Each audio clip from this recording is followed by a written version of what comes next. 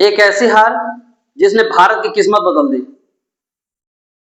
1192 के तराइन युद्ध के बाद आखिर कैसे 600 साल का शासन हुआ। नमस्कार दोस्तों, मैं हूं गौतम कुमार और आप देख रहे हैं हिस्ट्री विद गौतम।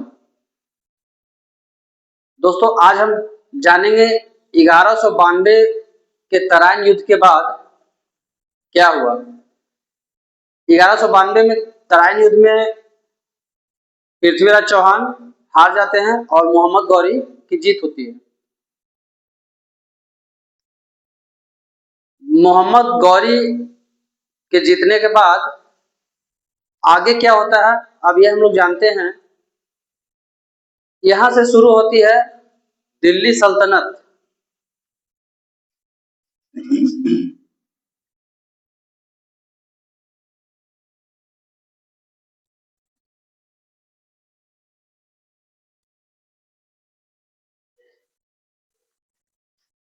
दिल्ली सल्तनत 1192 का तराइन का युद्ध के बाद गौरी भारत को पूरा लूट लेता है। लूटने के बाद वो वापस चला जाता है। लेकिन सवाल यह है कि अब भारत को संभालेगा कौन। तो गौरी ने इसका जिम्मेदारी अपने गुलाम सेनापति कुतुबुद्दीन ऐबक को देता है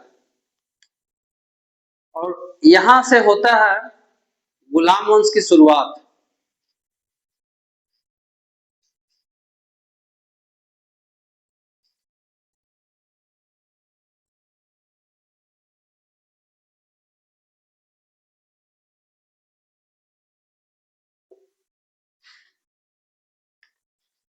गुलाम वंश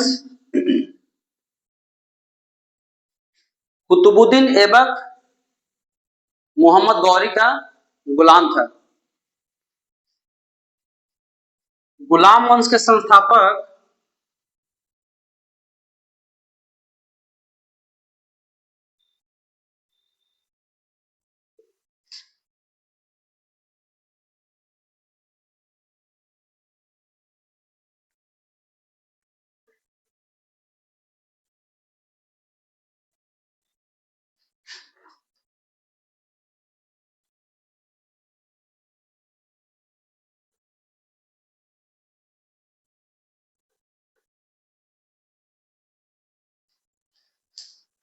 गुलाम वंश के संस्थापक कुतुबुद्दीन ऐबक।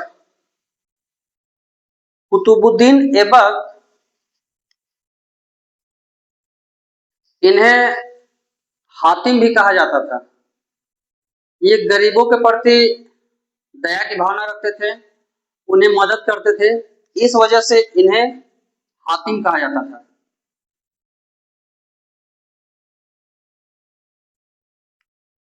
और एक और नाम था लाख बख्श। ये लाखों रुपए में दान दे देते थे, इसलिए इनका नाम लाख बख्श भी कहा जाता था। और इसे कुरान का पूरा जानकारी था, इसलिए इसे कुरान बख्श भी कहा जाता था या कुरान खान भी कहा जाता था। कुतुबुद्दीन के गुरुजी का नाम था बख्तियार खिलजी।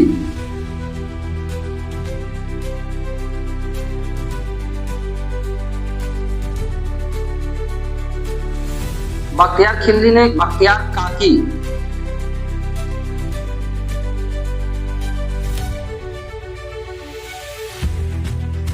कुतुबुद्दीन ऐबक के गुरुजी बख्तियार काकी।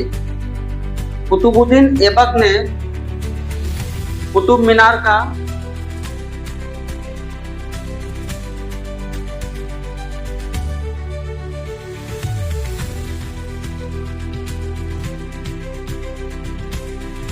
कुतुबुद्दीन ऐबक ने ही कुतुब मीनार बनाया था। वो अपने गुरु जी की याद में बख्तियार काकी, ना कि अपने लिए। 2.5 दिन का झोपड़ा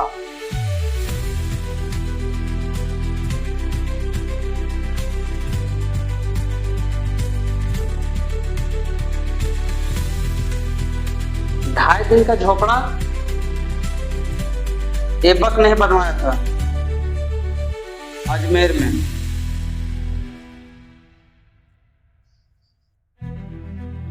अजमेर में 2.5 दिन का झोपड़ा कुतुबुद्दीन ऐबक का सेनापति बख्तियार खिलजी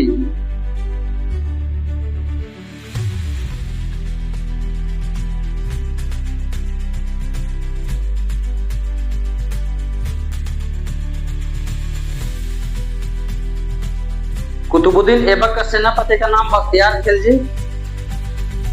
बख्तियार खिलजी ने ही नालंदा विश्वविद्यालय को जलाया था।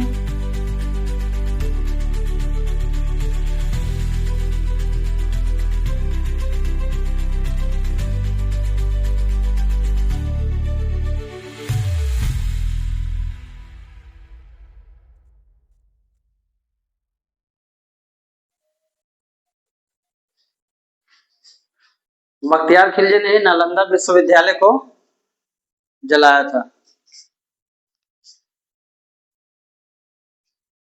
तो गुलाम वंश के संस्थापक हो गए कुतुबुद्दीन ऐबक। इन्हें चौगाना खेलने का बहुत शौक था, पोलो।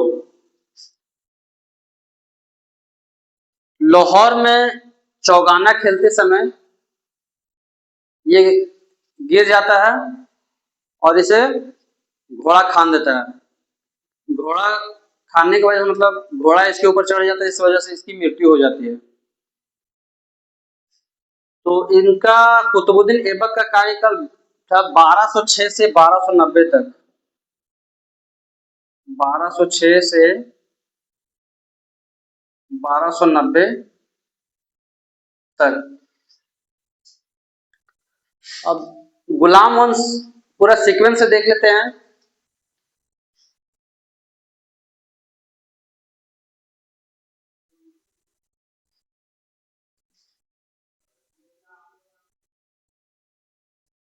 गुलाम वंश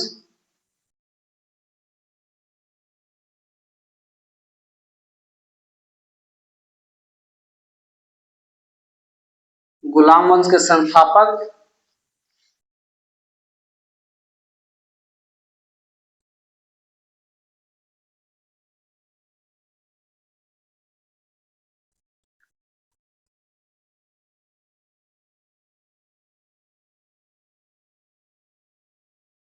संस्थापक कुतुबुद्दीन ऐबक।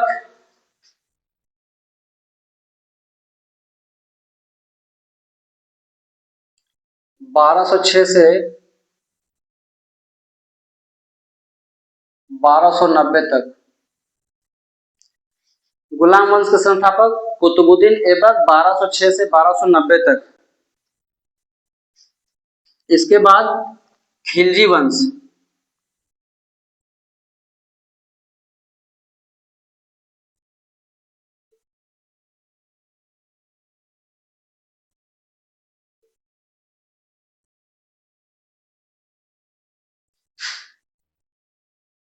खिलजी वंश के संस्थापक जलालुद्दीन खिलजी।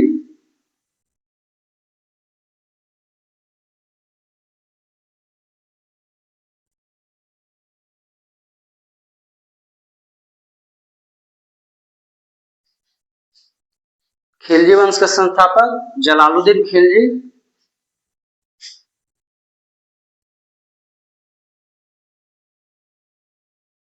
बारह सौ नब्बे से 1320 तक। खिलजी वंश के संस्थापक जलालुद्दीन खिलजी 1290 से 1320 तक।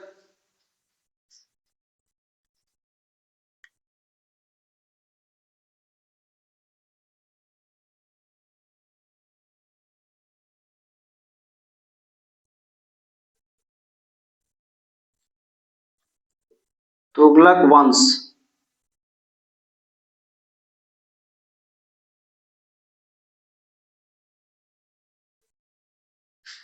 गयासुद्दीन तुगलक।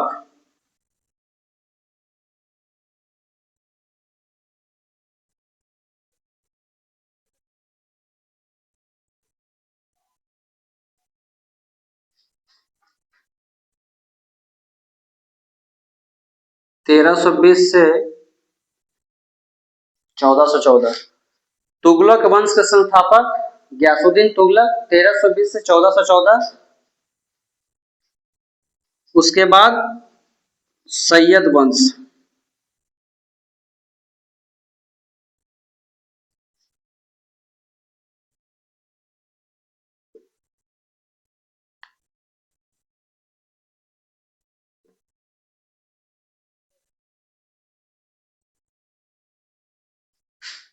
खिज्र खान,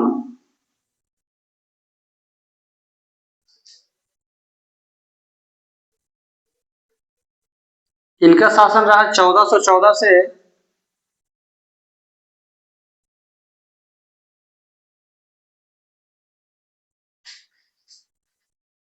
सैयद वंश के संस्थापक खिज्र खान 1414 से 1451 तक। पांचवा है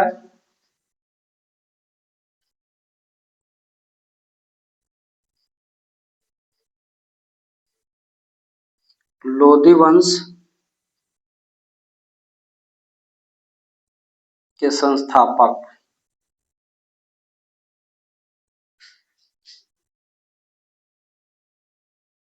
बहलोल लोदी।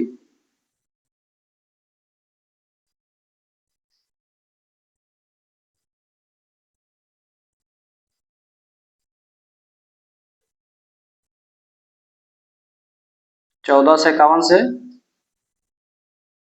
1526 तक।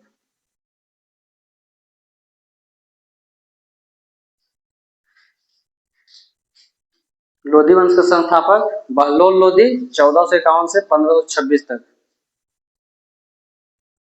ये वंश का यहीं पे समाप्त हो जाता है। और लोदी वंश को समाप्त कौन करता है?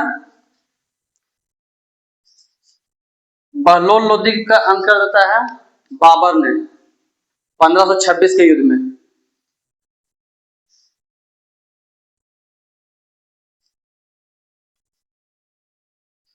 तो चलिए दोस्तों, आज हमने जान लिया गौरी वंश के दिल्ली सल्तनत के बारे में, गुलाम वंश के संस्थापक, खिलजी वंश के संस्थापक, तुगलक वंश, सैयद वंश, लोदी वंश। अब नेक्स्ट वीडियो में मिलते हैं।